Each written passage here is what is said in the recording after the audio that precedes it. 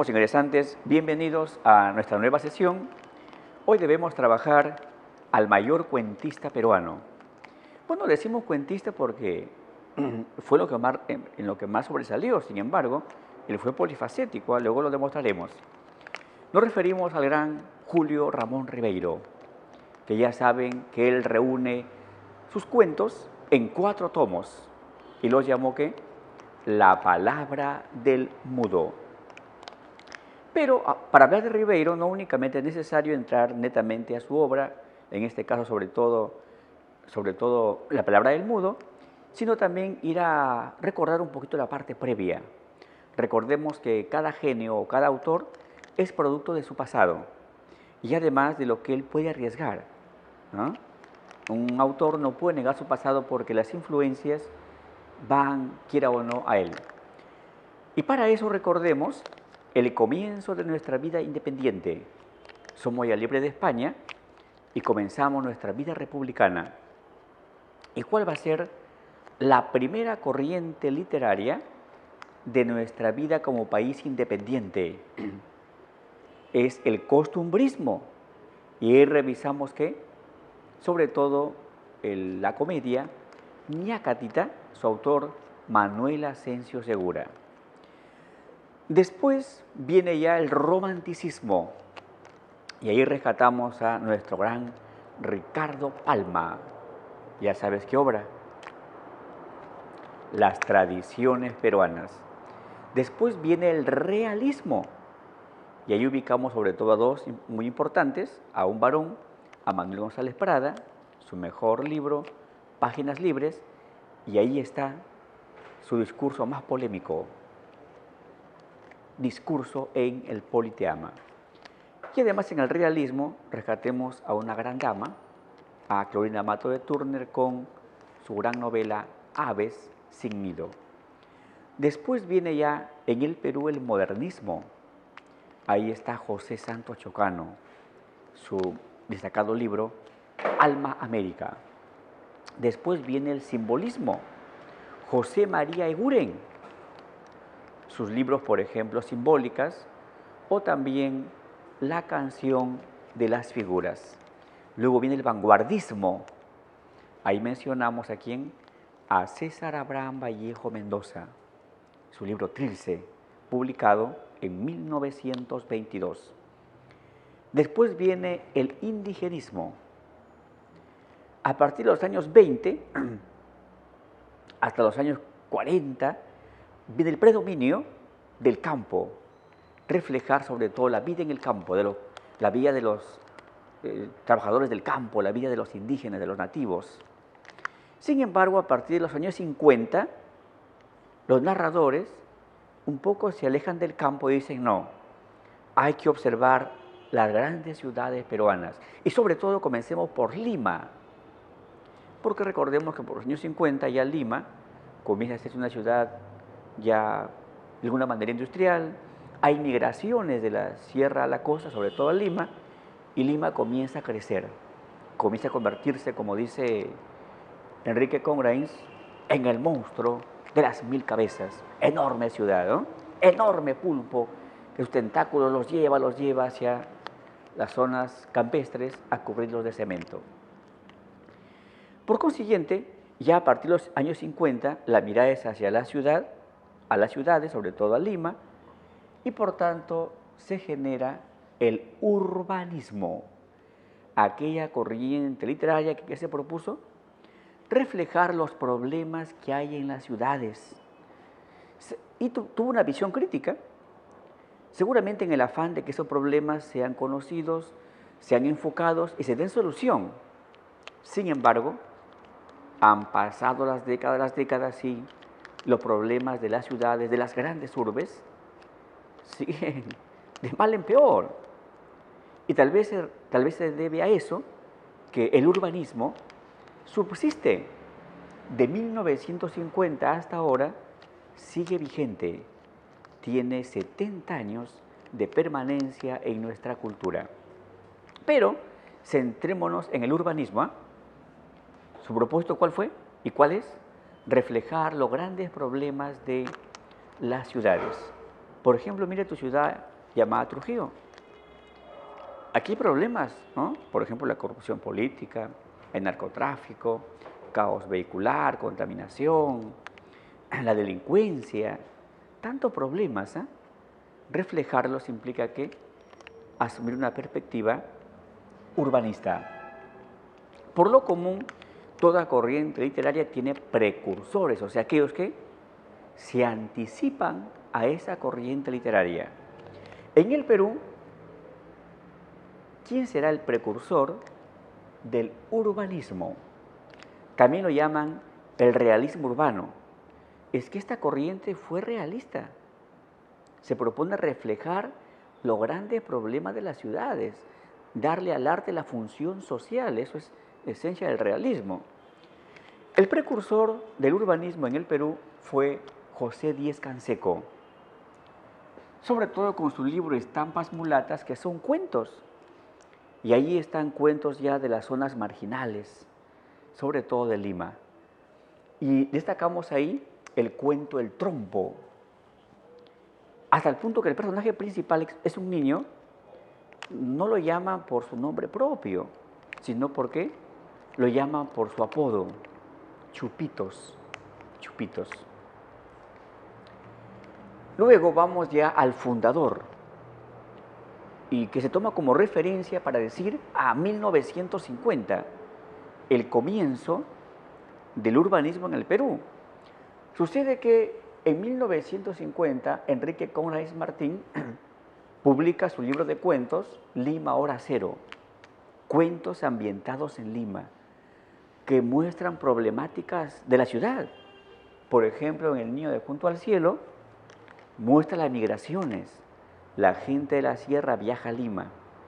Llega a Lima y para poder vivir, un alquiler no es suficiente porque mensualmente te cobran, el dinero que se ganaba en Lima o se gana, a veces no alcanza, por tanto, hay que buscar un espacio para vivir. Y por consiguiente, ¿se buscan qué? Se buscan lo que es zonas olvidadas, marginales, zonas desérticas, cerros, y de ese modo se fue poblando la Gran Lima, ¿no? Además, él también tiene ahí un cuento que aparece en este libro, el cuento Palomino. Ahí está de cómo hay explotación en las fábricas y de pronto que ellos deben participar en huelgas, en manifestaciones por exigir sus derechos. Y de pronto el sistema de gobierno, ¿qué hace? Palo, golpe, disparos. Y a veces en el afán de exigir sus derechos, muchos peruanos que mueren. Recuerden, por ejemplo, hace algunos años que hubo una gran huelga del magisterio, o sea, de los profesores, por sus pagos míseros, ¿no? Imagínense, ganaban un promedio de 1.100 soles. Viajan a Lima a protestar, a exigir lo que les corresponde, con profesionales. De pronto que hubo lo que es agua, lacrimógenas, y murieron varios profesores. Y de pronto, después que dijo el Estado, hay que dialogar. O sea, la preferencia, porque qué irónico, ¿no? Que después de que mueran quienes exigen sus derechos, ahora sí hay que dialogar. Cuando debe ser, primero dialoguemos para llegar a un acuerdo y evitemos víctimas. Y ahí está, miren, ese hecho que es frecuente en el Perú, ya está en el cuento Palomino de Enrique Conrays Martín. Después ya netamente el urbanismo se va a ir dando por generaciones, 50, 60, 70, 80, 90, 2000, 2020. Sin embargo, las generaciones más brillantes son estas tres. Y vamos con la generación del 50. Podemos decir que va a ser la generación que le da ¿qué? Que le da consistencia, principio, base al urbanismo. En la generación del 50 encontramos a Enrique Conrays Martín y al autor de Hoy, al gran Julio Ramón Ribeiro. De él no comentamos más detalles porque luego que vamos a abundar en datos. Únicamente acá su tiempo de vida. Nace en Lima en 1929 y muere también en Lima en 1994. Después vamos a otra generación brillante, la generación del 60, en donde está Osvaldo Reynoso con su novela En octubre no hay milagros. En octubre no hay milagros. Esa novela te muestra las diversas facetas de Lima, un poco burguesía, un poco la vida marginal, que son elementos muy separados. Y además, ¿por qué se llama la novela En octubre no hay milagros? Porque si observamos la Gran Lima con sus problemas del pueblo, más que milagros hay conflictos. Y más bien ese gran festival del Señor de los Milagros, festival, es más un espectáculo que realmente una acción, digamos, de veneración o de fe. Y además tenemos ahí sus cuentos, Los Inocentes. Ahí aparecen personajes marginales y además en ambas novelas está como elemento estilístico el uso de la jerga, el uso de la lengua juvenil con jerga, con palabras soeces, con replana, o sea, la jerga delincuencial. Ahí están los cuentos El Príncipe, Carambola, El Rosquita. En el cuento El Rosquita está el bullying, que era del siglo XX, ¿no? El bullying. Y que a veces pasaba desapercibido, ¿no? Porque como era un siglo donde se consideraba que el alumno, si no aprendía por sí mismo, palmetazo, latigazo, y aprendía, por consiguiente la violencia se veía casi como una forma de reformarnos o mejorar, ¿no? Y allá aparece un muchacho que se va a comprar pan, luego sale ya, aparecen sus amigos, le quitan el pan, bromean con él, todo, grotescamente, que ahora diríamos que una forma de bullying psicológico. Sin embargo, en el siglo XX se veía como algo, como una broma, como una chacota, y la vida continuaba. Y cuando ya de verdad te hacían bullying, que era sobre todo una cuestión a veces física, ¿qué hacías? A la salida, y a la salida resolvíamos el bullying, ¿no? Y tenemos aquí a Mario Vargas Llosa, nuestro Premio Nobel de Literatura 2010. De él también hablaremos en una siguiente sesión, sin embargo hoy anticipamos, según la crítica, su mejor novela, La Guerra del Fin del Mundo. Novela ambientada ¿dónde? En Brasil. Y tenemos aquí la generación del 70.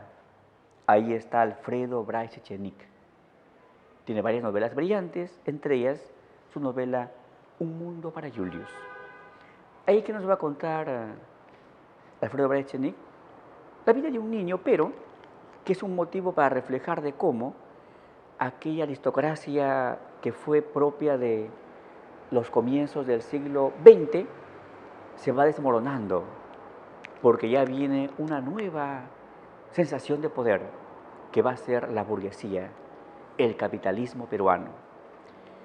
Así que vamos ahora sí a hablar ya de manera un poco más detallada de nuestro gran Julio Ramón Ribeiro. Ahora sí vamos ya abordando la obra de Julio Ramón Ribeiro, pero nada más sus cuentos, ¿eh? Recuerden que Ribeiro es polifacético y por tanto abordar mucho a veces nos puede llevar de los datos principales necesarios para tu ingreso. Nos concentramos en lo más evaluado de Julio Ramón Ribeiro, sus cuentos, ¿no? Pero demos un panorama. Julio Ramón Ribeiro fue polifacético, no únicamente escribió cuentos, ¿eh? También fue destacado novelista. Su novela más prestigiosa, Crónica de San Gabriel, que está ambientada aquí en La Libertad. Está ambientada exactamente en la tierra de Vallejo, en Santiago de Chuco. Y Santiago de Chuco no está ambientada en la ciudad, ¿eh? No. Está ambientada lo que en esa época era una hacienda. Hoy es un centro poblado, Tulpo. Sin embargo, la casa hacienda donde tienen como referencia los hechos, hasta ahora existe, ¿eh? por aquí lo agregamos. Lo que en esa época era hacienda.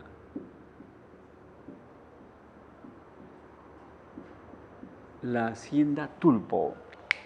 Ribeiro no escribe esa novela a partir de datos que lo pueden contar a él, no, no, no. Escribe a partir de una vivencia. Él estuvo algunos meses de vacaciones ahí en Santiago de Chuco, en la hacienda Tulpo.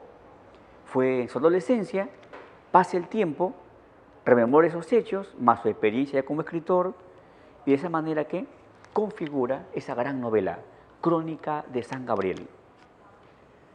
Él también fue dramaturgo, ¿eh? Fue también autor de obras teatrales.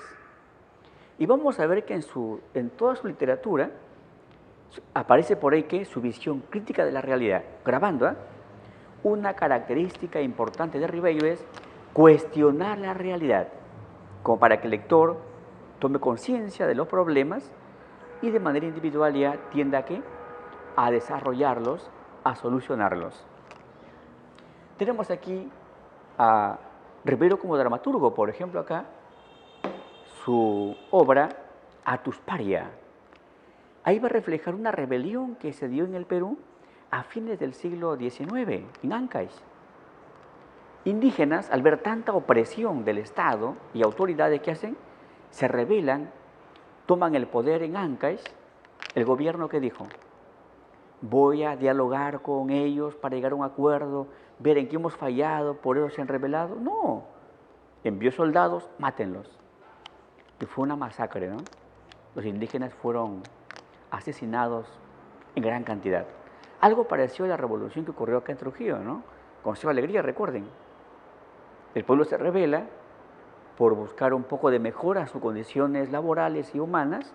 ¿Y qué hace el gobierno? Mátenlos. El texto teatral, Confusión en la prefectura. Ahí está la inestabilidad política en el Perú. Sí, inestabilidad, inestabilidad. Que lo observamos sobre todo en el siglo XX y también en el siglo XXI. Recuerden que cada grupo de poder asume el gobierno y si no está en el cargo máximo, ¿qué intenta? Boicotear al que está en el cargo máximo. O sea, no nos interesa trabajar de manera mancomunada por el bien de todo el Perú, no. Nos interesa que, sobre todo nuestro grupo político, nuestros intereses, llenarnos el bolsillo, antes que el Perú viva una verdadera democracia. Y aquí está, ¿no? Los cambios constantes, los golpes de estados en el Perú. También fue un destacado ensayista a nivel de la crítica literaria, leer una obra y opinar sobre ella. La caza sutil. Fíjate, la caza con Z, o sea, el cazador de lecturas, para opinar pero de manera sutil, delicada, no ser pues muy frontal, porque al final la opinión literaria es muy relativa. Recuerden que ya a Vallejo hubo algunos que a sus primeras publicaciones, no vale. Pasado el tiempo, estaban diciendo no vale a un genio. O también lo que le pasó a Ribeiro, por los años 60, 70, que dijo un crítico literario, dijo, Ribeiro es el más grande cuentista del siglo XIX, como diciéndolo, decimonónico, pasatista, ¿no? Arcaico. Opinó así, ve. Algunos le dieron su crédito, le dieron su apoyo. Llegamos al siglo XXI, ¿y qué decimos? ¡Qué bestia fue ese que opinó así! Claro, las opiniones respecto al arte son muy relativas. Puedes tener razón en este instante, o un poco de razón, pero pasado el tiempo puedes quedar como un gran mediocre, ¿no? Así que él dijo, no, hay que opinar de las obras, pero de manera sutil, delicada, no ser tan frontales, porque a lo mejor esa opinión puede ser muy equivocada. También fue experimental, comienza a asumir formas literarias que no eran tan comunes en esa época. Lo que es microficciones, o sea, relatos breves con un trasfondo anecdótico, reflexivo. Y tenemos ahí las prosas apátridas. Por ejemplo, acá nos relata un hecho que tuvo que ver cuando él era docente en Ayacucho, en la Universidad San Cristóbal de Huamanga, que fue confundido por un lector con Mario Vargas Llosa. También Julio Ramón Ribeiro fue un autor experimental, o sea, buscar nuevas alternativas a la narración. Y lo que hizo fue microficciones. En el siglo XXI está muy de moda la brevedad, novelas breves, ¿no? Teatro breve, ensayos breves, por ejemplo, hay los microensayos, ¿no? También los microcuentos, las microficciones, que tienen un trasfondo reflexivo, anecdótico, y que Rivero lo fue trabajando ya, por ejemplo, en su libro Prosas apátridas. Ahí, por ejemplo, aparece una experiencia que él tuvo cuando trabajó en la Universidad San Cristóbal de Huamanga. También Julio Ramón Ribeiro estuvo muy de cerca lo que es a la experiencia docente y cuenta que ya fue confundido con ¿qué? Con Mario Vargas Llosa. Lo que pasa es que en esa época no era tan común la imagen por allá, por acá. Ahora es diferente, ¿no? Ahora no sabes quién es Mario Vargas Llosa, al instante vas a la internet, Mario Vargas Llosa sale ahí sus imágenes, hasta videos de él y ya fijas en la memoria, este es Vargas Llosa. Julio Ramón Ribeiro también salen imágenes, videos, y fijas en la memoria, lo puede reconocer, lo puede diferenciar, ¿no? Sin embargo, en esa época no era así, las imágenes estaban muy masificadas. Por lo común conocíamos a un autor no a través de redes sociales, no a través de televisión, sino que a través de los libros. En el libro aparecía a veces ahí su imagen, ¿no? Los dichos de Luder, que son textos de tendencia narrativa, breves, 2 o 3 líneas, sobre todo con diálogos y además que con gran profundidad, ¿no? Gran reflexión. Pero ya saben que su mayor prestigio es como cuentista. Los cuentos que él escribe y publica desde sus inicios hasta su muerte se van a reunir en La Palabra del Mudo, que tienen originalmente 4 tomos, porque después ya se publica en 2 tomos, en 1 tomo. Bueno, son ya mecanismos ya de cómo la imprenta actual puede reunirlos. Pero ya saben, su primera edición, su versión original fue 4 tomos. También trabajó lo que es la autobiografía. Por ejemplo, él escribe La tentación del fracaso, su diario personal, desde su juventud hasta sus últimos años de vida. Uno lee lo que ya se ha publicado, o no se ha publicado todo, se ha publicado ya, digamos, un buen segmento de diario personal, y allí encontramos que muchos hechos que él nos cuenta, o son motivos para sus cuentos, o para sus relatos, no son más que extractos de su vida. Por ejemplo, ese genial cuento, Solo para fumadores, se asocia pero directamente a su vida, ¿no? Ya saben que él tuvo un vicio que fue una especie de motivo para escribir también, el cigarrillo, que lamentablemente no lo pudo controlar porque se asoció a su pasión de escribir y a que lo llevó a la muerte, ¿no? Él murió con cáncer y según las evidencias su cáncer estuvo asociado ¿a qué? A su consumo constante del cigarrillo. Pero a veces una pasión artística es tan en ti que desde su momento tengo el cigarrillo que se asocia a mi pasión por escribir. ¿Qué hago? ¿Lo dejo y soy infeliz? ¿O sigo fumando, escribo, soy feliz, aunque viva poco? ¿Qué prefirió? Prefirió escribir con su cigarrillo, pero hizo lo que él quería, su pasión, escribir, y sobre todo, ¿qué? Cuentos. En este instante ya vamos comentando, analizando lo que es su monumental obra, La Palabra del Mudo. Ya saben que originalmente fueron 4 tomos, ahí reúne sus cuentos. Y exactamente él reúne 9 publicaciones. Él publicó cada cierto tiempo conjuntos de cuentos, obras de cuentos. Lo reúne ahí, ¿eh? Él publicó 9 conjuntos de cuentos que están reunidos en este libro, pero los editores actuales no únicamente han agregado estos 9 libros de cuentos, sino también que aquellos cuentos que fue publicando antes de su primer libro, Los Venados sin Plumas, o también que no lo fue publicando, pero no exactamente en un libro, sino en revistas, en periódicos, en el afán de ¿qué? De dar una visión completa de los cuentos de Julio Ramón Ribeiro. Pero vamos avanzando por hoy a la palabra del mudo. Algunos de estos libros vamos a comentar de manera un poco detallada, otros simplemente los mencionaremos. ¿Y nos vamos a centrar en qué? Nos centraremos en aquellos libros evaluados constantemente en la UNT, tu próxima alma mater. Así que vamos con el primer libro de cuentos que publicó Julio Ramón Ribeiro, Los Gallinazos sin Plumas. Allá aparecen 8 cuentos, ¿eh? 8 cuentos. Aquí únicamente mencionamos 3. Interior L, Mientras arde la vela y Los Gallinazos sin Plumas. El cuento interior L que va a mostrar la carencia de vivienda en el Perú, que hay gente que migra de la sierra a la costa, buscarse un espacio para vivir, a veces debe alquilar y en un pequeño espacio su cocina, su habitación, su lavandería, etc. ¿no?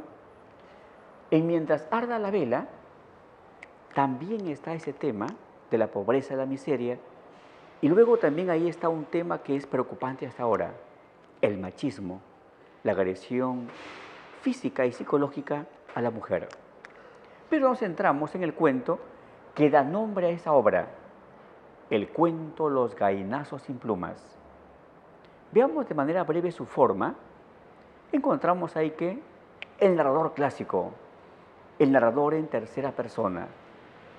Hallamos también el relato lineal, es decir, un comienzo con calma, conflicto y su desenlace.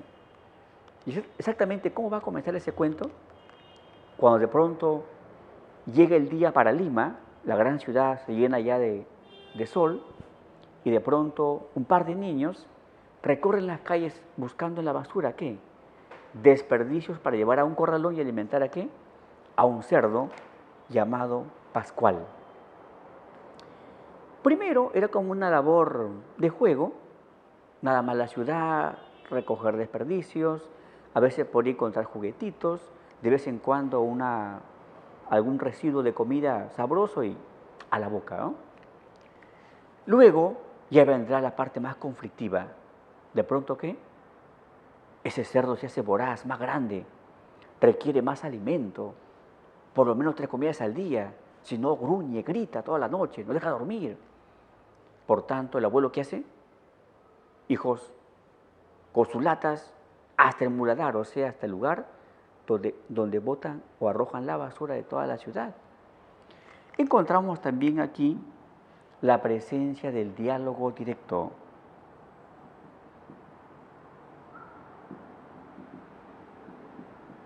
El diálogo directo.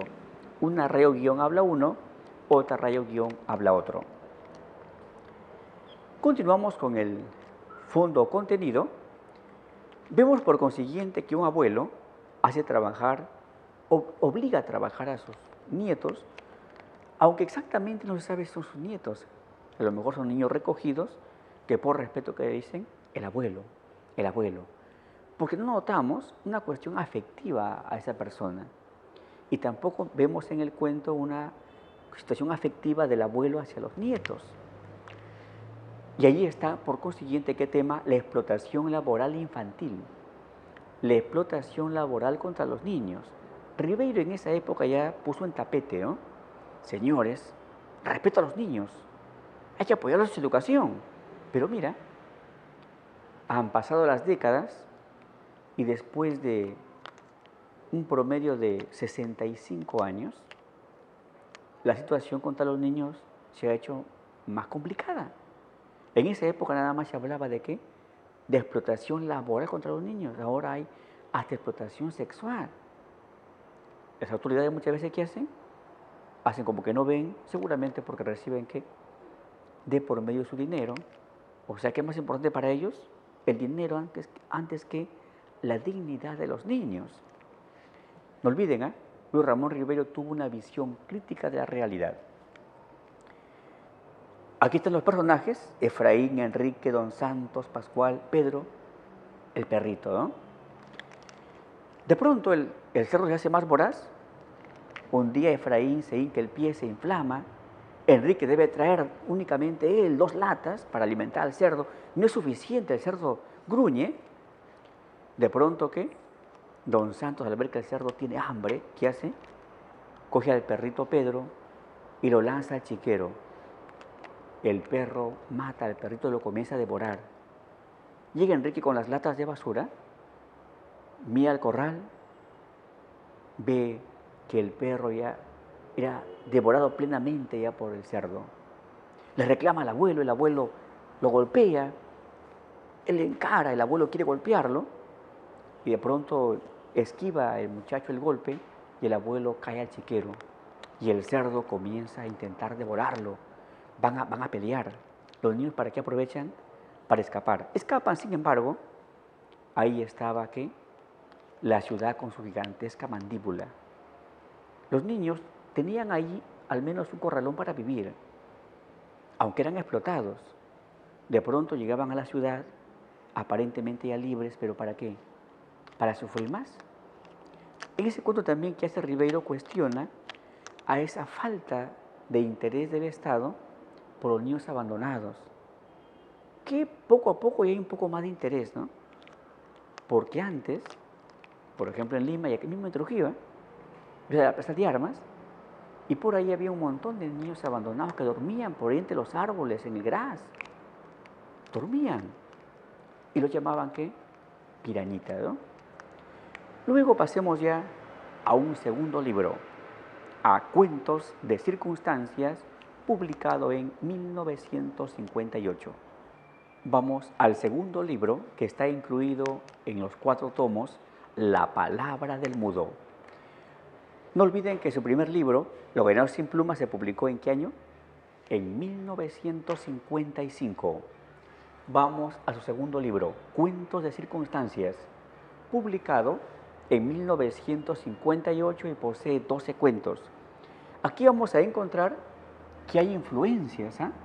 No olviden que un autor, de pronto que tiene influencia de autores a quienes admira o ha leído. A veces, sin darnos cuenta, aparece ahí esa influencia. Y sobre todo, la influencia de quienes encontramos en este libro. Encontramos, sobre todo, la influencia del autor de La Metamorfosis, Franz Kafka.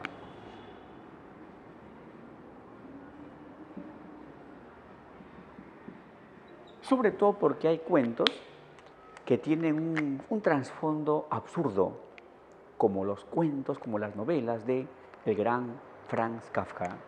También tiene la influencia de Jorge Luis Borges.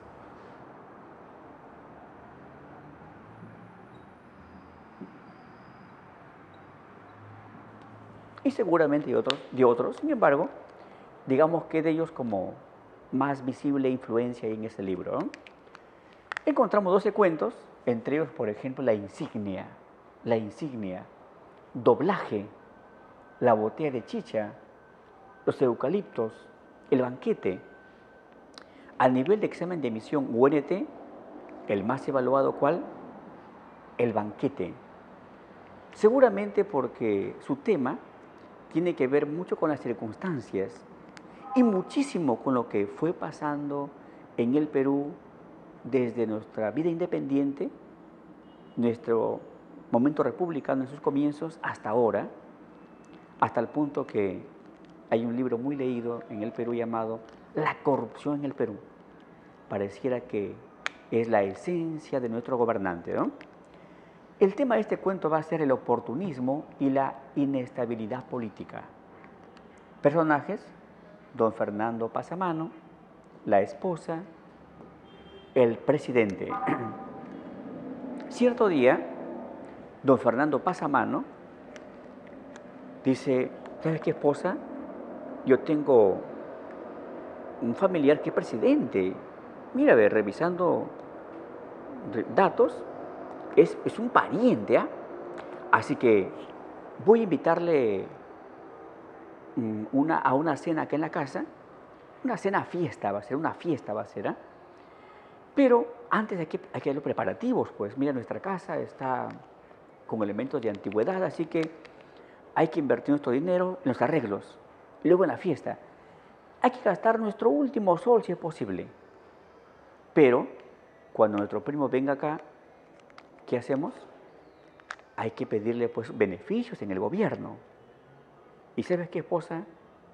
Vamos a rescatar en un poco tiempo este capital que vamos a invertir aquí y ganamos más. Por consiguiente, toda su fortuna lo invierte en ¿qué?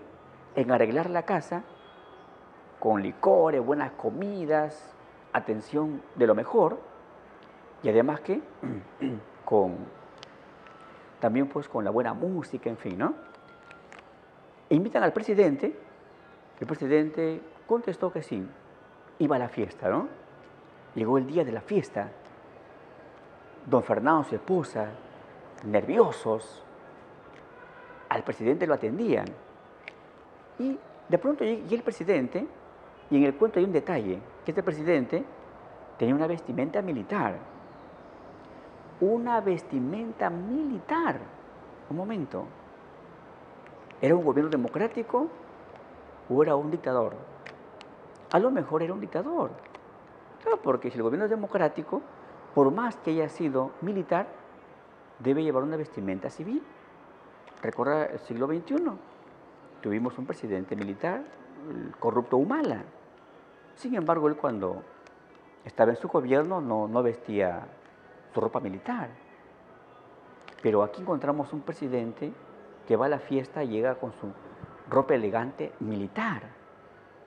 Tal vez era que alguien que estaba ahí por haber dado un golpe de Estado a un gobierno previo. La atención es de lo mejor para el presidente.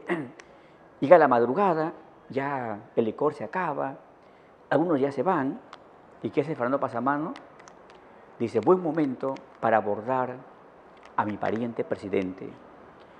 Mi presidente, mira, familiar, mira, ¿qué te pareció la fiesta? Gracias, Fernando, lo máximo, de verdad que mi gente está contentísima. Pero mira, amigo presidente, mira, primo, yo, tu primo Fernando, mira, tengo una gran hacienda, pero se produce mucho ahí, papas, etcétera, pero no hay cómo traerlo acá a Lima. Si hubiera un ferrocarril, lo máximo, ¿eh? No te preocupes, primo, no te preocupes. ¿Sabes qué? En el Congreso estamos discutiendo también justamente un tren. Y voy a por ahí, voy a poner mi influencia, ¿para qué? Para que ese tren vaya por tus tierras. Ay, gracias, primo. ¿Y no habrá un trabajito, una embajada por ahí? Primo, ¿puedo hacer contigo mezquino? Sí, ay, primo.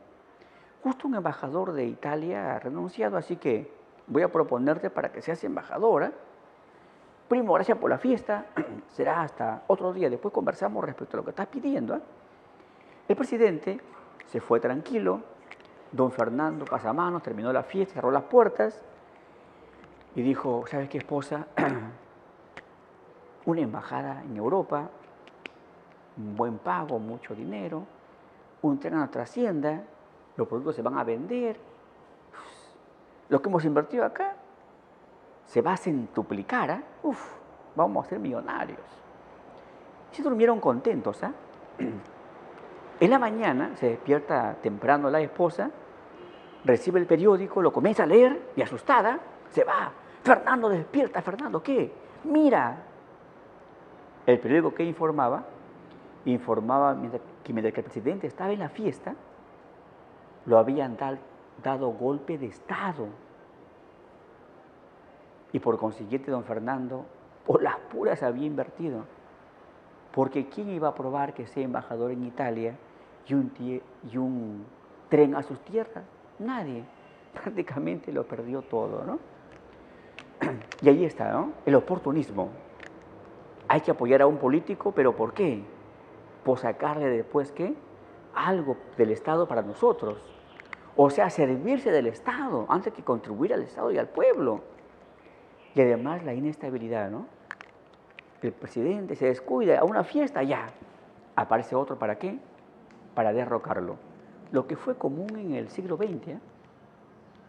En el siglo XX, de 100 años de vida, supuestamente vida democrática, como 60 años han sido momentos grandes o breves de dictadura y como 40 años de democracia. El siglo XX, ¿eh? En el siglo XXI, al menos tenemos ya 20 años de inestable democracia, pero al fin es democracia. Ahora sí pasemos ya a otros libros. Ahora comentamos los libros 3 y 4 que fueron publicados en el mismo año, ¿eh? 1964. Tremendo Ribeiro, ¿eh? En un solo año publicar 2 libros importantísimos en su cuentística. Publica Las botellas y los hombres. Ahí aparecen 10 cuentos, ¿eh? Por ejemplo, aparece el cuento que da nombre a la obra, el cuento titulado también Las botellas y los hombres. Encontramos también el cuento Por las azoteas, La piel de un indio no cuesta caro, El profesor suplente. Ribeiro fue urbanista, sin embargo, de vez en cuando que abordó el tema indígena, el tema de los campesinos. Lo que pasa es que si un autor es crítico, por más que esté ubicado en una tendencia, si ve que en otras realidades hay problemas, hay que reflejarlo.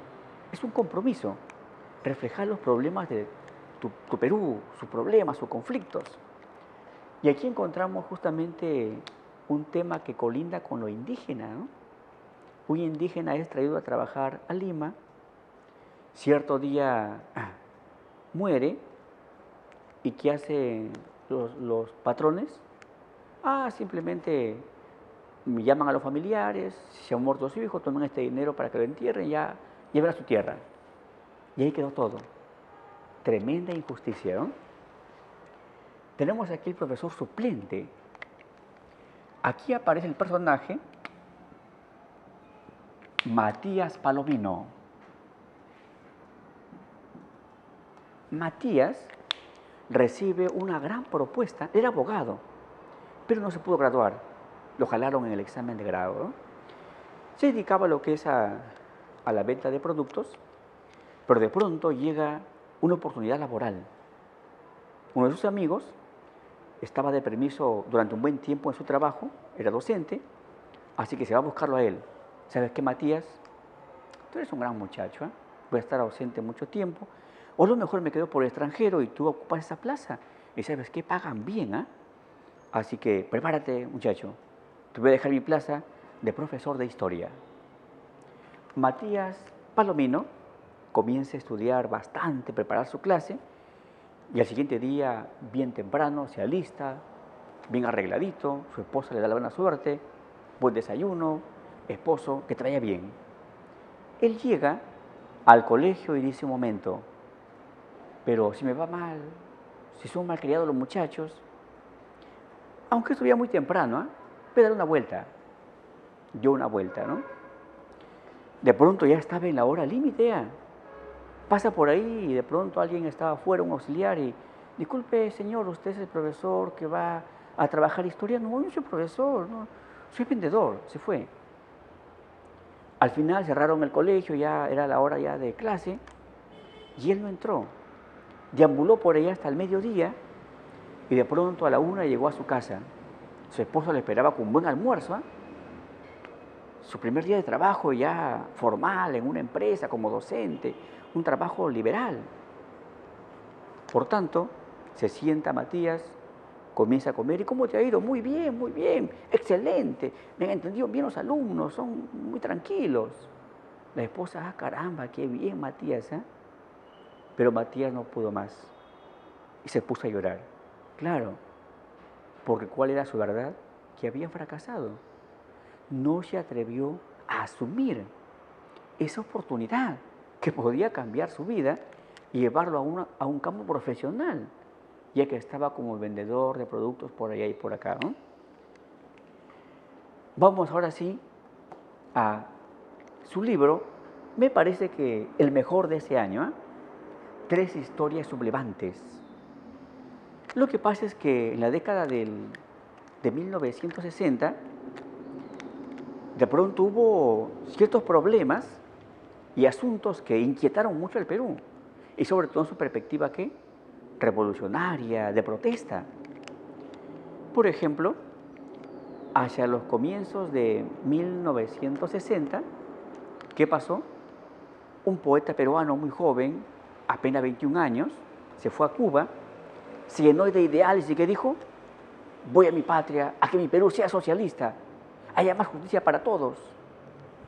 Ingresó clandestinamente por Bolivia, a Madre de Dios, lo mataron. Según su papá, recibió más de 30 balazos el poeta. ¿Y por qué? Quiso cambiar su país. ¿Nos referimos a qué poeta? Al poeta Javier Herod. Luego de ese hecho lamentable, de pronto un grupo de liberteños, dirigidos por Luis de la Puente Uceda, y también otros de otras partes del país, que dijeron, los cambios en el Perú no se van a dar con leyes, no. Hay que levantarnos en armas, una revolución armada para cambiar el Perú de sus raíces. Y se da una rebelión del MIR, del Movimiento de Izquierda Revolucionaria, dirigida por un liberteño, ¿no? Luis de la Puente Uceda. Fueron aniquilados los rebeldes y, en fin, hubo más asuntos de rebeldía contra el sistema injusto. Había en esa época mucha hacienda. Ahí trabajaban explotados, esclavizados los campesinos. Ribeiro, ¿qué dijo? Voy a atizar ese fuego de rebelión. Y voy a publicar un libro con 3 historias sublevantes, sublevación, rebelión. Y se refieren uno a la costa, otro a la sierra y otro a la selva. Al pie del acantilado ambientado en Lima, el Chaco ambientado en lo que es en la sierra y Fénix ambientado en la selva. El cuento que más me interesa, y según la crítica también el más logrado, es Al pie del acantilado.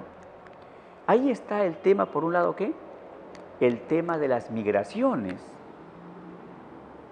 Y además, el tema de la carencia de vivienda.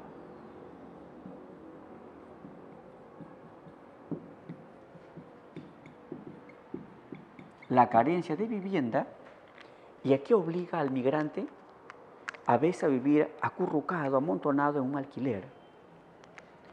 Y a veces ya se arriesga, mejor invade un terreno que a veces la autoridad puede ser bondadosa o de repente está en campaña política y apóyame con votos y si gano ya el terreno es tuyo, ¿eh? Y se quedaron ahí. O a veces, ¿qué? De pronto se invade una zona, se pone ahí sus esteritas a construir su casa y de pronto, ¿qué hace el gobierno? Llama a las fuerzas del orden y desalojo, bomba lacrimógena y hasta algunos que terminan muertos y el terreno sigue ahí libre, ¿no? A veces sigue libre, ¿para qué? Para negociarlo con empresarios de viviendas para que lo compren a un precio ínfimo, después lo pongan a un precio enorme y se llenen de ganancia y el pueblo sigue pues olvidado y sin un espacio para vivir. Vamos a este cuento y encontramos que Leandro y sus hijos Pepe y Toribio vivían en un alquiler, un día que dijeron, al demonio, pagando alquiler, a veces ni alcanza para la comida. Vamos a buscar nuestro propio espacio. Se van deambulando por diversas zonas de Lima, por diversas zonas marginales, y un día pasan cerca de un balneario olvidado ya, lo miran, aquí hay que limpiarlo y acá vivimos, ¿eh? Listo, listo. Lo limpiaron y ahí vivieron, ¿no? Construyeron poco a poco su casita. A los pocos días, Pepe, también Leandro, Se van por ahí y ven que se estaba rajando. Uy, un momento. Por eso la gente no lo ha ocupado, pues. Porque comienza a construir, se va desmoronando y al final, por las puras, fue nada más un tiempito para vivir. Sin embargo, pusieron refuerzos y pareció contenerse las rajaduras y comenzaron a vivir. Después llegaron más habitantes y era un pueblito. Él se dedicaba a lo que es a la pesca con su hijo. Un día que dijo, un momento, ¿qué tal si este balneario lo limpiamos y cobramos por el público que viene? Lo limpian, y cobran, claro, cobran poco, de repente un sol, 50 céntimos, pero ya poco a poco se acumulaba el dinero en el verano. Y un día que le dijo un bañista, mire señor, nosotros pagamos con gusto, ya, es cierto, han puesto ustedes sus bañitos ahí para no estar por el campo, vamos a los baños, ahí para enjuagarnos, nuestras necesidades también, pero mire, ve, hay fierros en el mar y uno a veces quiere bracear, quiere nadar más allá, pues. No se preocupe, señor, vamos a hacer el esfuerzo. Y fueron sacando algunos fierros que estaban en el mar. Un día Pepe se aventura a sacar un fierro, se ahogó. Leandro, muy afectado, ¿pero qué dijo? Dijo, el mar nos ha dado para vivir. Si nos arrebata un hijo, ¿qué importa? La vida continúa. Y continúa la existencia. Cierto día, de pronto llega la policía, se lleva a Samuel porque había cometido un crimen. Era un feminicida.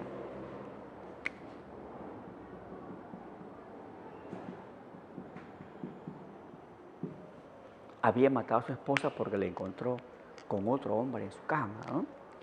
Lo llevan, bueno, pero la vida continúa, ¿no? Y de pronto un día llegan hombres elegantes, revisan el pueblo y ¿qué pasará, no? A los pocos días la orden de desalojo, señores, ese terreno es municipal, lárguense. ¿Qué hacen? Llaman a un abogado, le pagan, se organizan, vamos a ganar. Pero no pudieron ganar. Al poco tiempo que llegaron maquinarias, tractores, todo, y comenzaron a derrumbar todo, ¿no? Leandro coge algunas cosas, se va por la orilla del mar, y de pronto por allá venía su hijo. Su hijo ya tenía su pareja, Delia. Papá, ¿qué pasa, hijo? Bueno, papá, saque la ciudad, nos recibe, luego nos expulsa. Hijo, pero por acá busquemos un espacio para vivir. Siguen deambulando por la orilla del mar y ven hacia allá una higuería. Hijo, esa vez cuando llegamos acá había higuerías ahí. La higuería es una planta pobre como nosotros. Donde hay una higuería puede vivir un pobre. Mira, ve, una higuería. Por tanto, comenzaron ahí a edificar lo que sería su próxima casa. Sin embargo, ¿será para siempre? Seguramente no. Seguramente después vendrán, desalojarán, pero al menos tuvieron, aunque sea un tiempo, un espacio propio. Ya saben que ese tema es constante en el Perú, ¿no? La carencia de vivienda. En el Chaco, otra vez, Julio Ramón Ribeiro rescata el tema de que indígena. Un campesino se rebela contra un hacendado. ¿Qué es el hacendado? Atrapen a ese infeliz. ¿Y para qué? Para despellejar los latigazos, por rebelde. En Fénix, la selva, un personaje fuerte costeño, se va a trabajar a un circo y termina ahí explotado, y aún más. No se adaptaba al clima caluroso de la selva, ¿no? Este cuento también es interesante porque Ribeiro aquí pone en práctica lo que es la experimentación. Encontramos que en este cuento, lo que no es tan común en él por lo común maneja la tercera o la primera persona, pero aquí maneja ¿qué? Las mudas espaciales. Mudas espaciales significa ¿qué? Significa mezclar narradores, primera persona, una tercera persona, pero en este caso hay que varios personajes van contando la historia y nos permite ¿qué? Tener diversos enfoques y hace que el relato sea más plurisignificativo, más rico, más variado en sus enfoques. Vamos ahora sí avanzando ya a un siguiente libro, Ribeiro, el gran cuentista. Seguimos con más libros incluidos en La palabra del mudo. El quinto libro, llamado Los cautivos. Fíjate que Ribeiro en 1972 publicó dos libros, dos conjuntos de cuentos. Los cautivos, ahí hay 12 cuentos, sin embargo, a mi modo de ver, son memorables los cuentos Reader y los pisapapeles porque es un cuento fantástico. Y además, otro cuento, Papeles pintados, donde está la ilusión en los peruanos. Los peruanos en la ilusión de que este país sea mejor, y a veces, ¿qué sucede? La realidad es más brutal. Nos demuestra que intentamos mejorar, pero viene el fracaso. Y por ahí también está la perspectiva de los cuentos de Ribeiro. Ribeiro, por lo común, tiene una visión pesimista de la realidad. Sus personajes se enfrentan al mundo y salen derrotados. Sin embargo, la esperanza de luchar continúa. El sexto libro, El próximo mes me nivelo. 9 cuentos, entre ellos un cuento, Una medalla para Virginia, El ropero, los viejos y la muerte. Y luego por aquí el séptimo libro que, según la crítica literaria, es su obra maestra, Silvio el Rosedal, publicado en 1977 y que tiene 15 cuentos, entre ellos El polvo del saber. Ahí Ribeiro pone de manifiesto que su sentido bibliófilo, o sea, de amor por los libros, que a veces te enteras que hay una biblioteca que está cerrada y que de pronto esos libros serán ahí olvidados, y lo más terrible, llegará la polilla, carcome esos libros, los deja polvo, o sea, quedó después de todo el polvo del saber. Tristes querellas en la vieja quinta. Ribeiro en este libro comienza ya a trabajar con gran maestría el uso de las palabras soeces, pero artísticamente en el relato. Encontramos aquí en este cuento las palabras soeces, algunas muy fuertes. Doña Pancha y don Memo eran vecinos y había rivalidad entre ellos, odio entre ellos. Discutían de manera terrible. Claro que la vieja era muy molestosa, a veces exageraba, ¿no? Un día, don Memo ya no pudo más, ¿no? Discutían groseramente. ¿Y qué le dijo el viejo? Le dijo así,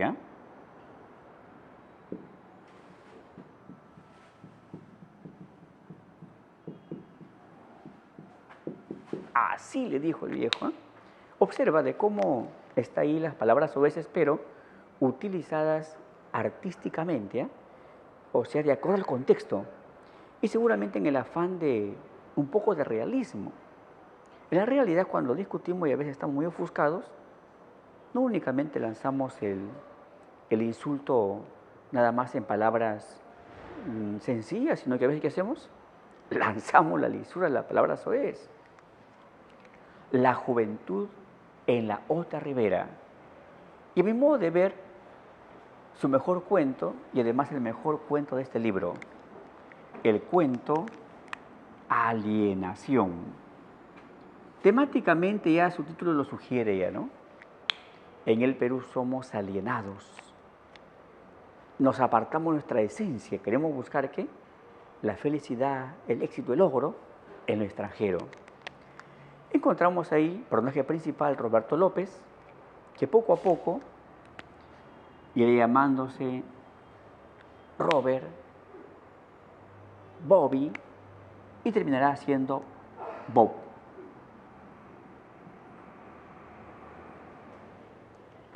A su gran amigo José María Cabanillas encontramos a Keka, a quien después será su esposo, al norteamericano Billy Mulligan. Veamos el cuento, que también se maneja sobre todo en una perspectiva lineal. Un grupo de jóvenes de Miraflores ya estaban próximos a dejar ya la vida de colegial. Bueno, y vivían sus experiencias diarias de lo que es común en el barrio, ¿no? Por ejemplo, se reunían fin de semana a jugar vóley, en fin, y siempre aparecía por ahí con ellos un moreno, Roberto López, ¿ah? Que él por lo común nada más estaba con ellos como un testigo, ¿ah? No compartía, por ejemplo, a veces cuando ellos comenzaban a sus primeros inicios en el licor, ¿no? Su comienzo en el licor. Pero Roberto López iba por algo más, o mejor digamos, por alguien más. Estaba prendado de la joven más bella de ese barrio, una joven linda, piernona, llamada Queca. Y él se iba pues en el afán de alguna vez, aunque sea ser su amigo. Pasado el tiempo, ¿no? Habían crecido casi en el mismo barrio, él frecuentaba ese barrio, su mamá era la bandera ahí, pero la amistad con Queca aún no. Cierto día, él se va a observar de cómo jugaban vóley y ahí estaba jugando Queca. De pronto Queca da un mate, la pelota se va por una acequia, salta a un cerco, a una chácara. ¿Qué dijo Roberto López? Voy a ser el héroe. Así que salta la acequia, el cerco, la pelota, la limpia un poco, se acerca a ella y él emocionado, este hecho heroico va a forjar mi amistad con ella. Es lo mejor, ¿por qué no ilusionarse? Todo es posible en este mundo. Lo que quieres o amas o te gusta, a veces con constante lucha lo puede lograr. Así que, ¿qué hace Roberto López? La pelota, Queca, ella recibe la pelota y no le dijo ni gracias, ¿sabes qué le dijo? Le dijo, yo no juego con zambos. Que es racista. Esa expresión traumó al pobre Roberto, ¿eh? Dijo, un momento, en este país no vale ser moreno, no vale. Por tanto, ¿qué lo ha admirado? Lo extranjero, lo norteamericano, el gringo, la gringa. Por tanto, voy a cambiar para ser o aproximarme a ser gringo. Y por consiguiente, ¿qué comienza a hacer? Se comienza a talquear la piel. De esa manera ya se veía menos moreno, ¿no? Y dijo un momento el cabello. Los norteamericanos tienen el cabello castaño. ¿Qué hizo? Agua oxigenada. Y ella tenía el cabello castaño. Pero dijo, no es suficiente, ¿eh? No es suficiente. La vestimenta, esta ropa que tengo yo es peruana. Se fue a las tiendas que traían ropa de Norteamérica y era muy costosa. No alcanza. De pronto descubrió que había turistas que se paseaban por el Perú, regresaban ya a su patria, pero antes de viajar de Lima a su patria, tenían un montón de ropa y alguna sucia, lo remataban. Y él iba a los remates.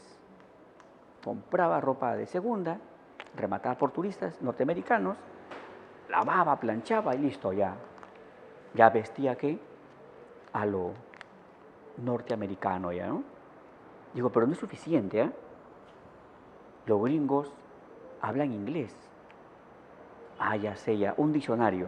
Y además trabajaba en restaurantes como mozo, donde asistían norteamericanos como público. Y por ahí él ya comenzaba a practicar sus primeras palabras de inglés.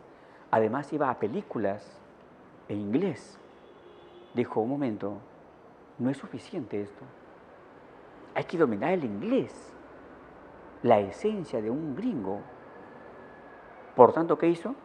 Se matriculó en el Cultural de Lima. Chanconazo, ¿eh? Dominaba el inglés.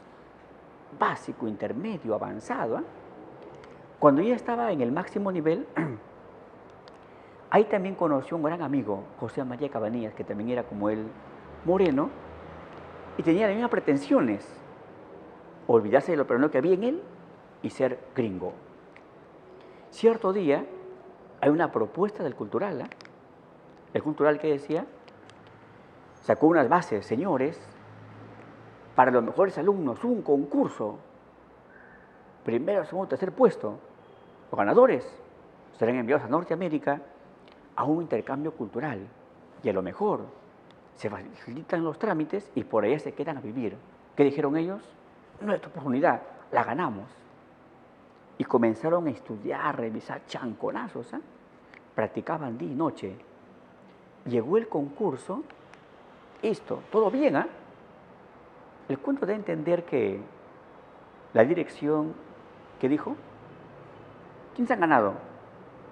José María Cabanillas. ¿Primer puesto quién?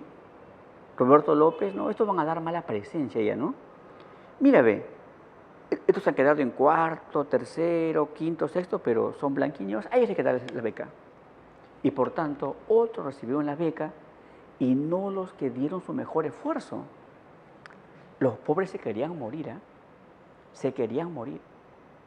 Mientras tanto, ¿qué pasaba con Queca? Queca, ella que decía, si yo tengo un enamorado peruano, bueno, enamorado, pero el que me lleva al altar debe ser norteamericano. Y se casó, ¿eh?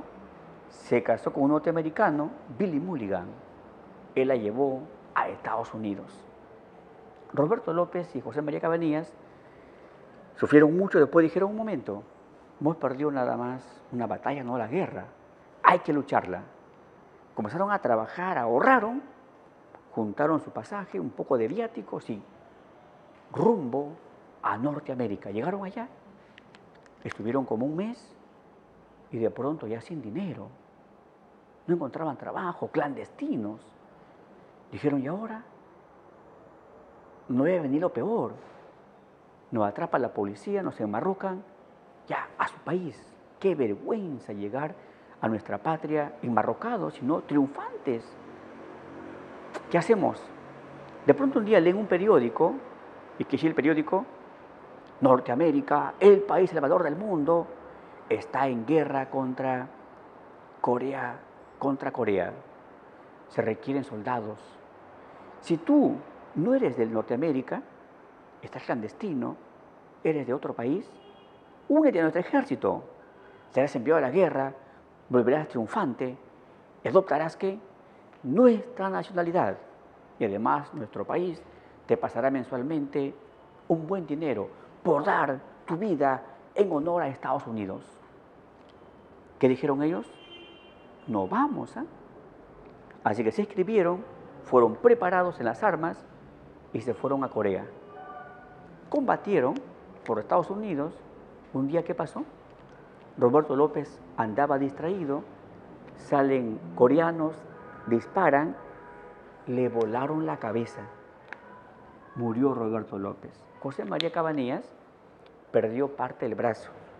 Sin embargo, regresó vivo. Vivía en Lima, recibía su pensión mensual, vivía tranquilo. Y Queca, todos pensaban que Queca fue feliz, ¿no? La más bella, la piernona, se casó con un gringo, muy enamorados. No fue así. Llegaron a Norteamérica, hubo un tiempo de felicidad. Después Billy Mulligan se dio lo que es al licor los fines de semana, las fiestas, enredarse con secretarias de la empresa. Y de pronto a veces llegaba el fin de semana borracho, con lápiz labial por la camisa, en fin, llegaba, su esposa abría la puerta, lo reclamaba, pues, estaba en su derecho, le reclamaba. ¿Y qué hacía este tipo? La golpeaba a la pobre y bella Queca y le decía, calla, chola de mierda. O sea que esta chica no terminó bien, ¿no? Date cuenta de que en este relato también está el pesimismo, ¿no? Se enfrentan a la realidad, quieren superarla, pero de pronto que la realidad es tan brutal que los aplasta. Pero la esperanza continúa. Vamos a los dos últimos libros que serán incluidos en La Palabra del Mudo, o mejor digamos, que fueron incluidos, ¿no? Tenemos el libro número 8, Solo para Fumadores, que fue publicado en 1987 y tiene 8 cuentos. Entre ellos, por ejemplo, Ausente por tiempo indefinido, La Solución. Aquí vamos a encontrar que Ribeiro comienza a trabajar ya como motivo para sus cuentos, motivo de la creación literaria. En el cuento Solo para Fumadores, lo que hace Rivero es recrear su vida y de alguna manera contarnos cómo surgió esa afición por el cigarrillo, ¿no? Él ahí nos dice que esa afición por el cigarrillo no fue únicamente de él, fue como una especie de herencia familiar. En su familia, sus tíos, abuelos fumaron mucho. Y hasta cuenta que un tío, con quien estuvieron en Tulpo, recuerden que Tulpo va a ser el ambiente para qué novela, la novela Crónica de San Gabriel, que estaba tranquilo en la hacienda, se le acabaron los cigarrillos. Ansioso, no sabía qué hacer. Que hizo un día, en plena lluvia, cogió su equipaje y rumbo a Santiago de Chuco, a la ciudad, ahí comprar sus cigarrillos. Imagínate, ¿eh? Tanto es el afán por fumar que en plena lluvia te enrumbas por un camino hasta un pueblo lejano y ahí comprar tus cigarrillos. Y él también ahí nos va contando de cómo el cigarrillo le causó problemas gástricos, intestinales, que en cierta ocasión ¿qué? Tuvieron que operarlo. Y él dice, me desperté, tuvo por allá, tuvo por acá. Parecía pues una especie de anticucho, por allá, por acá, en fin. Sin embargo, dice, solucioné. Y termina diciéndonos que, bueno, ese vicio que fue herencia familiar se ha hecho tan en él que para escribir tiene que estar ¿qué? Fumando. Lamentablemente ya saben que ese vicio lo llevó a la muerte. Bueno, al final todos llegamos a la muerte, ¿no? Podemos decir que lo llevó a la muerte un poco más temprano de lo que debería, ¿no? Un genio debería vivir un poco más y escribir. Sin embargo, era su forma de ser. Si fue feliz con su cigarro y escribiendo, él asumió las consecuencias de sus actos. Y lo más importante, ¿no? Nos dejó obras maestras, ¿no? El libro noveno, Relatos santacruzinos, publicados en 1992, y son 10 cuentos. Estos cuentos ya son tremendamente autobiográficos. ¿Eh? ¿Por qué santacruzinos?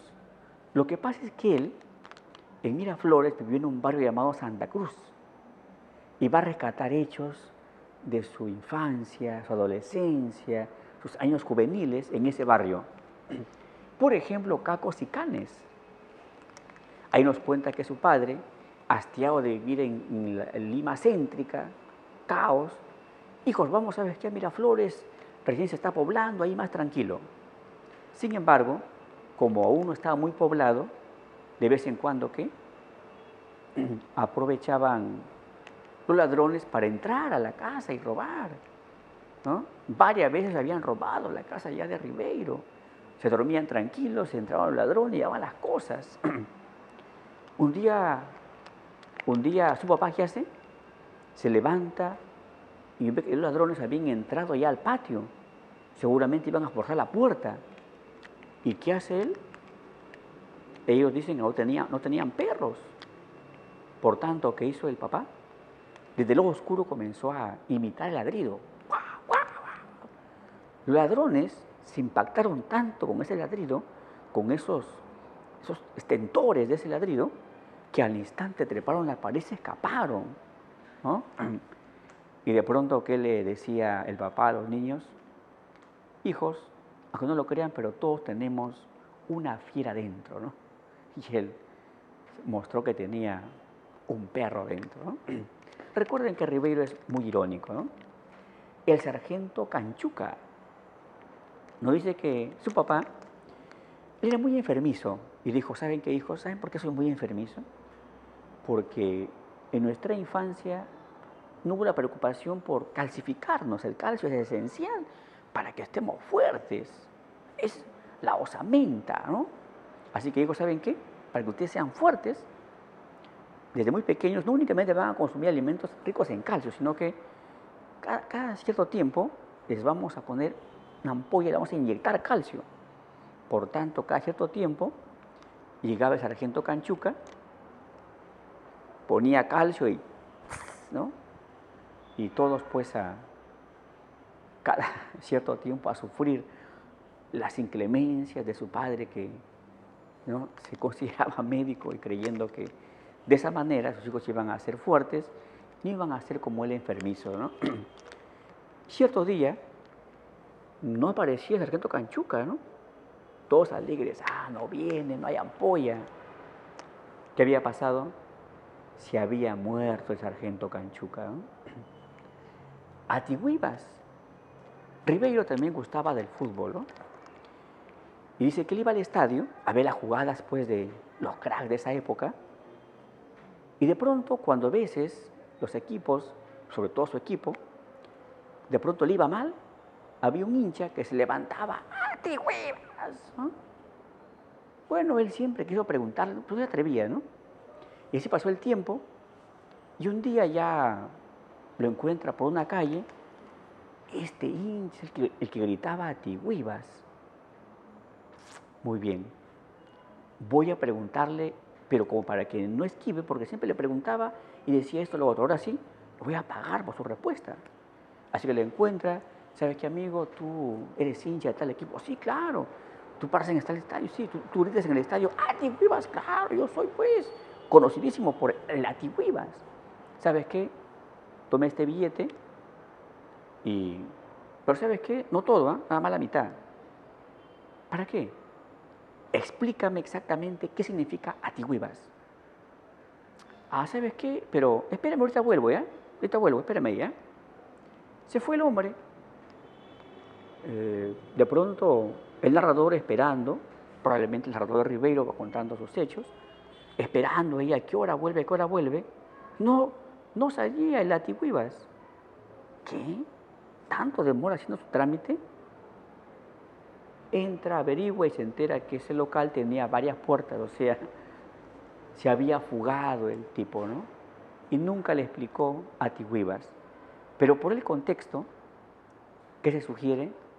Que Atihuibas no era más que hasta las huevas. O sea, su equipo iba jugando, perdían un gol o les goleaban. Atihuibas, hasta las huevas han jugado, ¿no?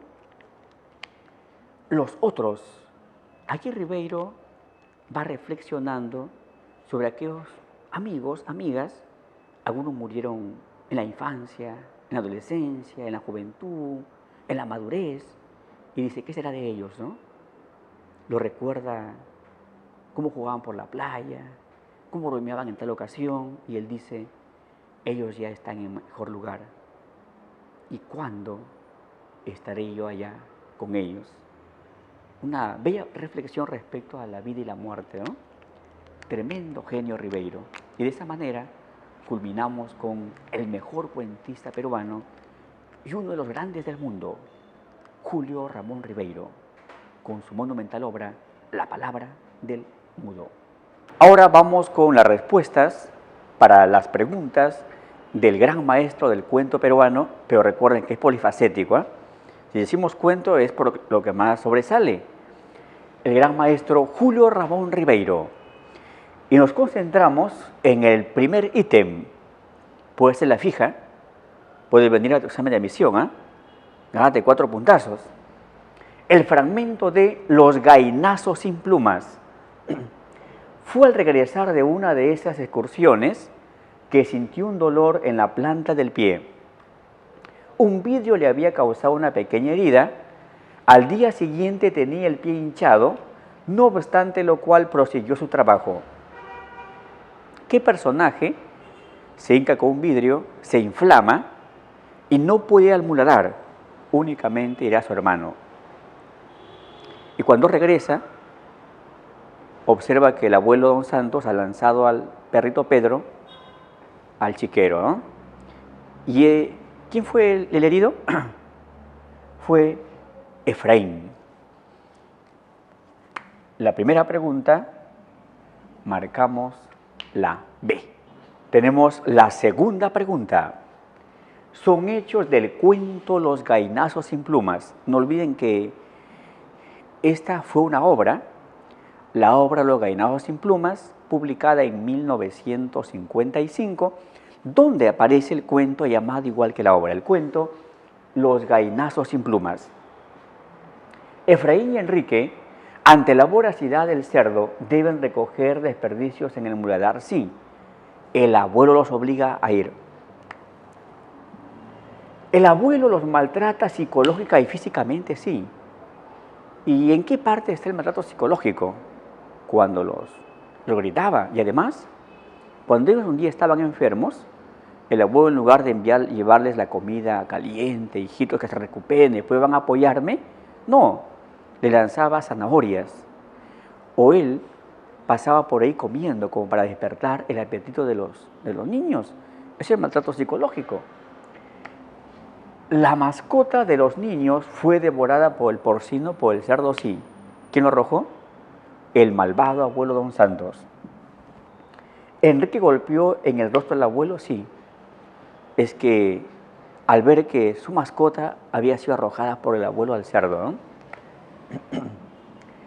Los niños huyen y deben sumergirse en la enorme lima, sí.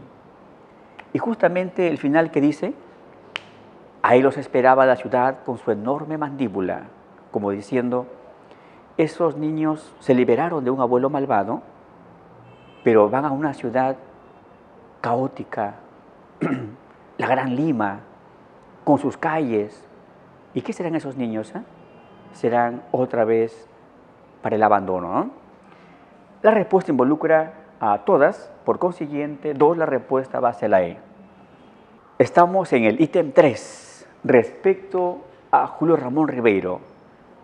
De los siguientes enunciados, ¿falleció días después de haber recibido el premio Juan Rulfo? Sí. Pero recuerden que Ribeiro no asistió formalmente a recibir el premio.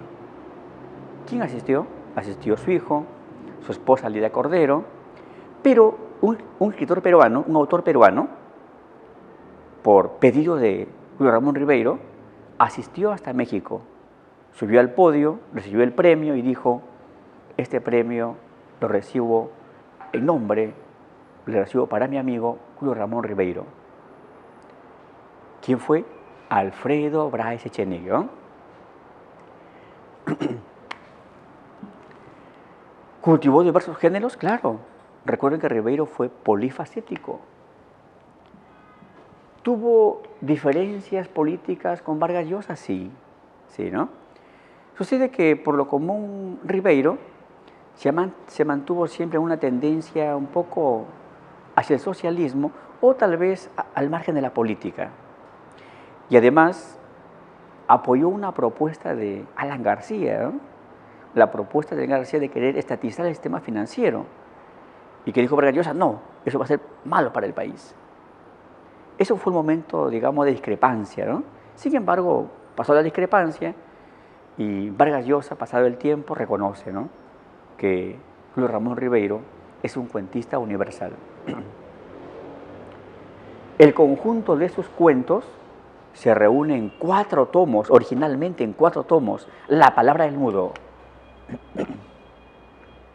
Sí, también fue docente universitario en Huamanga, en la Universidad San Cristóbal de Huamanga. La respuesta en la pregunta 3 debe ser la E. Tenemos ahí las preguntas 4 y 5, ¿eh? Las preguntas 4 y 5. Personaje principal del cuento El banquete, Fernando Pasamano. Ahí está, Fernando Pasamano, ¿eh? Y Memo, Don Memo es del cuento Tristes querellas en la vieja quinta. Y Samuel es el feminicida que aparece en ¿qué cuento? Al pie del acantilado. Chelo Sander en el cuento Alienación. Don Santo ya sabe, ¿no?, en el cuento Los gallinazos sin plumas. 5.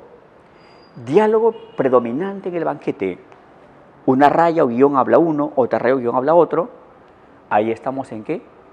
Estamos en el diálogo directo. 5. Marcamos la A. Tenemos la pregunta 6. El narrador predominante en el banquete. Por lo común, Ribeiro utiliza ¿qué? El narrador en tercera persona. Tal vez será porque ese narrador permite un poco dar la ilusión de que uno es más objetivo, ¿no? y refleja el mundo tal como es?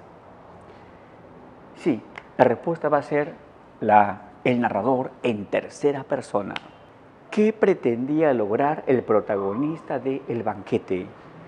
No olvide que don Fernando Pasamano es arribista, oportunista.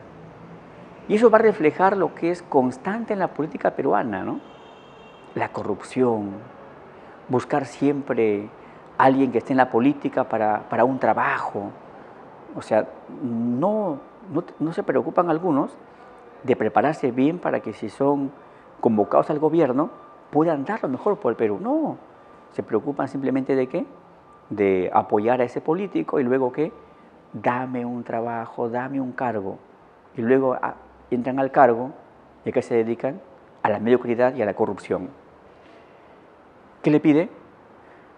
Familiar, primo, ya pues, una embajada pues, ay, un tren a mis haciendas, una embajada en Europa y un ferrocarril a sus tierras. 7 la 6. En el cuento El banquete, en la parte final, ¿qué se da? Recuerden que hay un golpe de Estado, alguien que toma el poder, una forma de factocracia.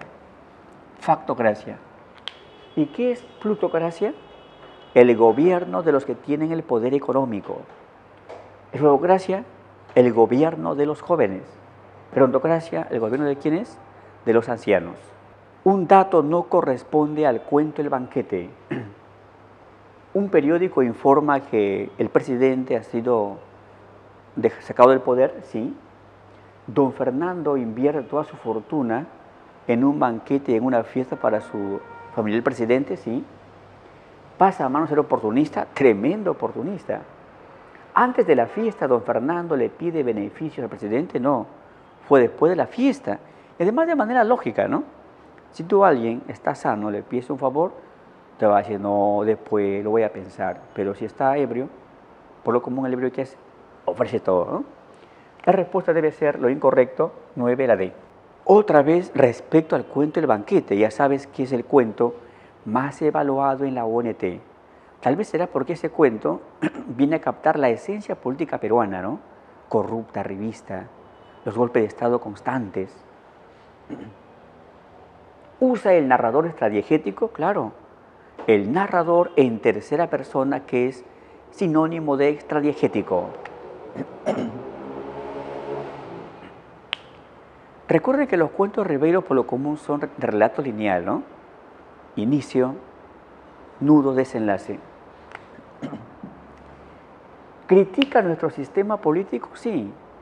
Los cuentos de Ribeiro tienen una visión crítica, cuestionan al Perú en diversas dimensiones. El personaje principal le pide al presidente una embajada y un tren a su hacienda, claro. Tiene un desenlace frustrante, pesimista, ese arribista ha malgastado prácticamente su dinero porque no va a recibir ningún beneficio. Su familiar, el presidente, está fuera del poder. Marcamos en la pregunta 10, marcamos la E. Veamos la pregunta 11. Obra narrativa donde Ribeiro reúne toda su producción. Ya sabes, originalmente en 4 tomos. La palabra del mudo. 11, la E. El fragmento de Cuentos de circunstancias, su segundo libro, publicado en 1958. Y ya saben que este libro tiene tendencia fantástica, ¿no? Y elementos también del absurdo. Al mirar mis pinceles sentí un estremecimiento, estaban frescos de pintura. Precipitadamente hacia el caballete, desgarré la funda, la Madonna que dejara en bosquejo estaba terminada con la destreza de un maestro. Y su rostro, cosa extraña, su rostro era el de Winnie. Ahí está aquel cuento donde Ribeiro resalta un tema fantástico que se basa en una creencia. La creencia de que cada humano tiene que su doble, pero que está en la antípoda. Un hombre, un pintor, se va a buscar a su doble. Se va al punto opuesto a la ciudad donde vivía. No lo encuentra. Regresa, pero cuando entra a su casa, ve la pintura que había dejado inconclusa, ve que estaba terminada. En conclusión, mientras él estaba allá, ¿quién llegó a su casa? Su doble, ¿no? El cuento es doblaje. 12, la respuesta es la C. 13. Son datos del cuento El profesor suplente. Nos damos cuenta que los relatos de Ribeiro tienen un trasfondo pesimista, ¿no? ¿Pertenecen a la obra Cuento de circunstancias? Sí. Un momento, nos pide aquí el profesor suplente. El profesor suplente está en aquel libro publicado en 1964, en el libro Las botellas y los hombres. Descartamos la 1. Matías Palomino laboraba como cobrador, cierto, pero era casi un abogado. Terminó su carrera en la universidad. Únicamente, ¿qué le faltaba? El título. La 2, cierto, no logró titularse como abogado, ¿no? Lo desaprobaron. Su amigo Valencia le facilita un trabajo, pero ¿qué hace Matías Palomino? No va al colegio, no va, y le miente a su esposa: sí, me ha ido bien. En el final muestra su personalidad pusilánime, es decir, que ante un hecho que requiere decisión, él se acobarda. Podemos decir que este Matías Palomino tenía en su ser un Hamlet, pero un Hamlet que nunca lo dejó lograr su objetivo, ¿no?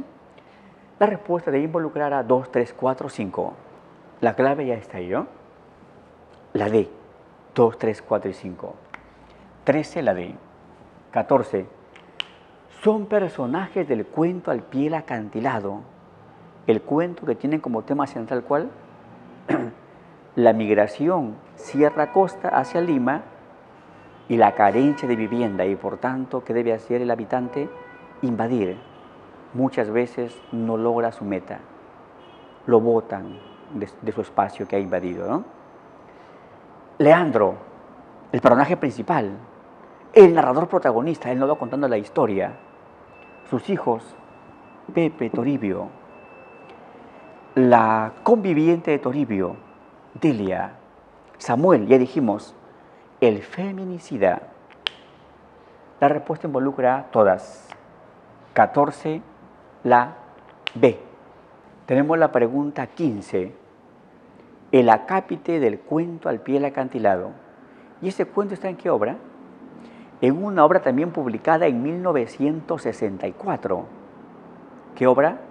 3 historias sublevantes. Yo no lo vi. Dicen que fueron 3 policías y un patrullero que aguardaba arriba, en la pera del amor.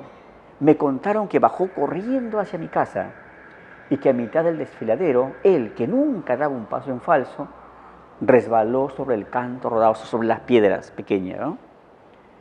Ahí se refiere a aquel personaje que fue feminicida.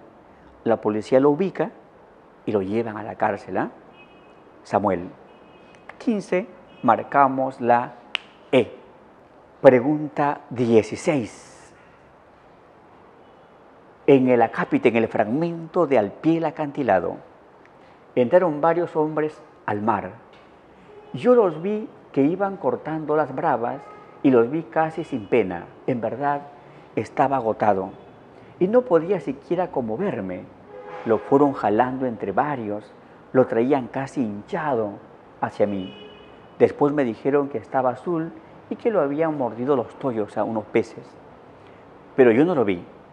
Cuando estaba cerca, me fui sin voltear la cabeza. Solo dije antes de partir: que lo entierren en la playa, al pie de las campanillas. No olviden que don Leandro perdió a un hijo en el mar, a su hijo mayor, a su hijo Pepe. 16, la B. Tenemos ahí la pregunta 17. Pregunta 17. La novela discurre sobre la vida de Lucho, Luis, un adolescente que acaba de concluir la escuela, que es llevado por uno de sus tíos a una hacienda de Tulpo, en la Sierra Norte del Perú. En esta hacienda, además de conocer más la realidad de su país, se conoce a sí mismo. Se refiere a la mejor novela, bueno, según nuestro punto de vista, y también la mayor parte de la crítica lo afirma, la mejor novela de Julio Ramón Ribeiro, Crónica de San Gabriel, ambientada aquí en La Libertad, en Santiago de Chuco, en lo que hoy es el centro poblado Tulpo, en esa época era hacienda. Aquí está, la D, Crónica de San Gabriel. 17 la D. El cuento Alienación, que fue publicado en un libro en el año 1967, y ese libro se considera la obra maestra de Ribeiro. Ese cuento está en el libro Silvio en el Rosedal. Recuerden que ahí también hay un cuento llamado igual que la obra, un cuento contextualizado, ambientado en Tarma, llamado también Silvio en el Rosedal. 18, la C.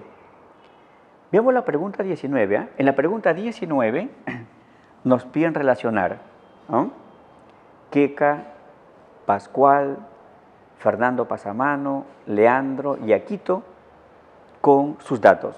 A ver, veamos qué más datos hay aquí.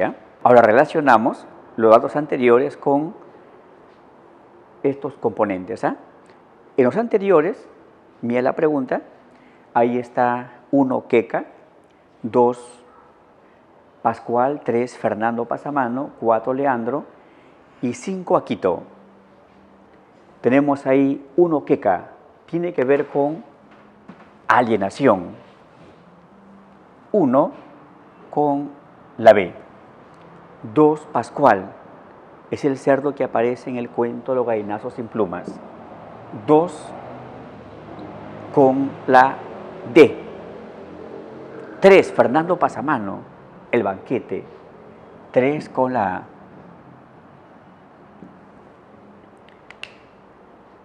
4 Leandro, al pie del acantilado. 4 con la E. 5 Aquito, con el cuento al pie de la letra. Recordemos que ese título vale para varios relatos en el Perú. Por ejemplo, hay un chiclayano que vivió mucho tiempo en Trujillo, Carlos Camino Calderón, y tiene un relato llamado Al pie de la letra. También Ricardo Palma. Y de hecho también nuestro Ribeiro. Y Ribeiro en este cuento relata que una confusión en la interpretación de las metáforas. Aquito malinterpretó la metáfora he comido a una chica y consideró que esa frase significaba pues matarla y comerla de verdad, y mató a una joven, la descuartizó, la fue comiendo día a día y según él había comido a una chica. Y ahí está ¿qué? El canibalismo, la antropofagia. 5 tiene que ver con la C. Quedaría por consiguiente 1B, 2D, 3A, 4E y 5C. El fragmento del cuento Alienación. Su patrulla había sido enviada a reconocer un arrozal donde se suponía que había emboscada una avanzada coreana. La primera ráfaga le voló el casco y su cabeza fue a caer en una acequia, con todo el pelo pintado revuelto hacia abajo. Ahí se refiere la muerte del personaje principal del cuento Alienación, y aquel peruano que quería ser gringo. ¿Qué cuento? ¿Qué personaje? Roberto López, que se haría llamar Bobby y después Bob. Ahí está. 20 la C. De los siguientes escenarios y personajes de los cuentos de Julio Ramón Ribeiro. Generalmente sus actores experimentan un aparente desencanto, frustración y amargura así. Bien, los cuentos Ribeiro tienen por lo común un desenlace pesimista, ¿no?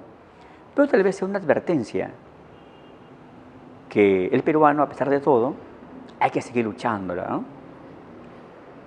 Sus relatos se desarrollan en quintas, hoteles, barriadas, sí. Sus personajes son generalmente de la aristocracia, de la nobleza, no. Son clase media y pueblo sobre todo. Sus personajes experimentan felices anécdotas, al contrario, desenlace con infelicidad. Sus escenarios están llenos de opulencia, son ambientes de riqueza, no, son míseros, marginales. 21 marcamos la A, 1 y 2. 21 la A. Nos concentramos en la pregunta 22 de los siguientes enunciados sobre el cuento Al pie del acantilado.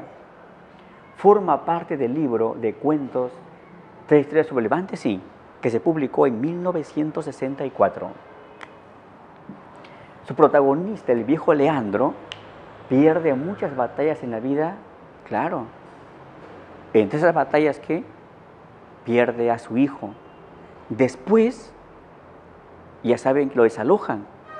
El pueblo que había fundado, creyendo que ese espacio iba a ser suyo, los botan. ¿Eh? 3. Uno de sus temas es el de la inmigración, ¿cierto? De la sierra a la costa, sobre todo a la Gran Lima. Fue escrito en Huamanga, sí. Incluso en una publicación aparece abajo, escrito en Huamanga, 1959. ¿Presenta a la mujer como una carga familiar? Sí. Ahí aparece Delia, era hija de un zapatero.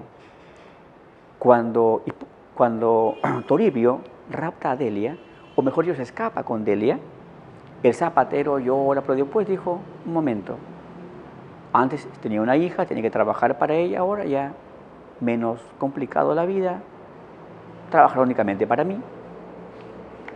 La respuesta involucra a todas, ¿eh? 22, la E. Nos centramos en el ítem 23, sobre la obra de Julio Ramón Ribeiro. ¿Presenta un estilo sobrio, fluido? Sí. Recuerden que su forma de escribir es sencilla, ¿no? No es complicada, exagerada. Sus personajes son tomados de hoteles, casas, pensiones, oficinas, de la vida diaria, sí. Comunica una visión irónica del ser humano. Claro, él emplea de manera constante la ironía, o sea, la burla solapada. Su contexto, la ciudad miserable, sobre todo Lima. La mayoría de sus cuentos son de carácter didáctico, o sea, fluyen una enseñanza, ¿cierto? ¿No? 23, marcamos otra vez la E. Todas. Así como en la generación del 50 hubo narradores, también hubo poetas. Y en este caso una gran poetisa, Blanca Varela. Y aquí proponemos fragmentos de ella, pero más que por profundizar en su poesía, como una forma de recordar las figuras literarias y por ahí lo que es la interpretación literaria, ¿no? En el poema Justicia de Blanca Varela, observa que se emplea bastante la conjunción y. Si ven el comienzo, forma anáfora, pero a la vez está formando polisíndeton.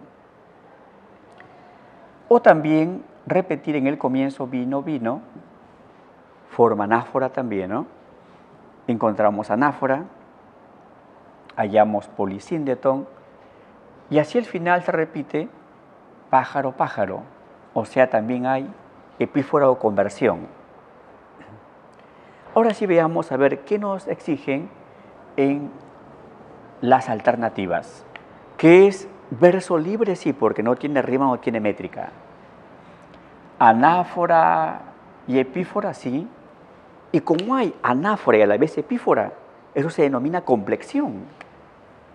La respuesta involucra 1, 2, 3, 4, la C.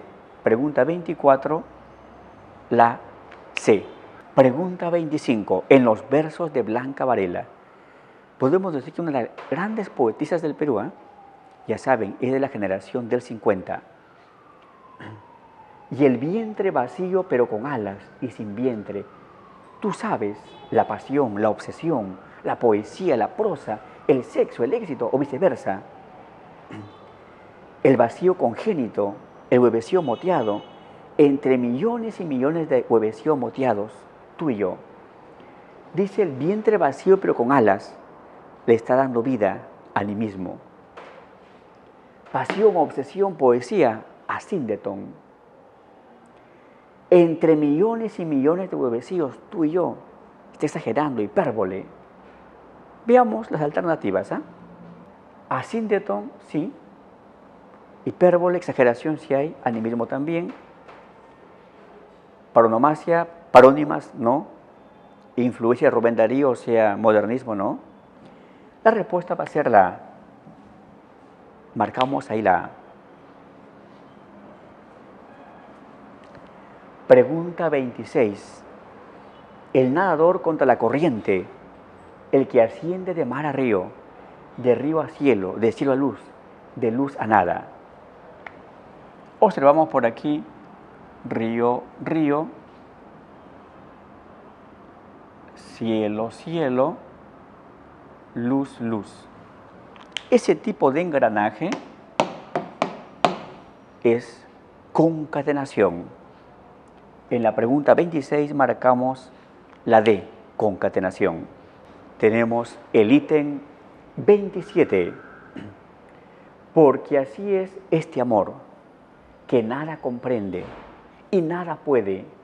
Bebes el filtro y te duermes en ese abismo lleno de ti. Música que no ves, colores dichos, largamente explicados al silencio, mezclados como se mezclan los sueños, hasta ese torpe gris que es despertar. Veamos por aquí los datos. Por aquí dice música que no ves. Música es oído, ves la vista. Por consiguiente, ahí está mezclando sentidos de sinestesia. Ese torpe gris que es despertar está generando una semejanza con el verbo es, con el verbo ser, metáfora impura. Y además, cuando habla de mezclar los sueños, ahí estamos llenos de onírico, sueños, pesadillas. Dice, este amor que nada comprende, al amor que es un elemento abstracto, le da capacidad de entender o no entender como nosotros. Lo da razón a ese amor. Está humanizándola.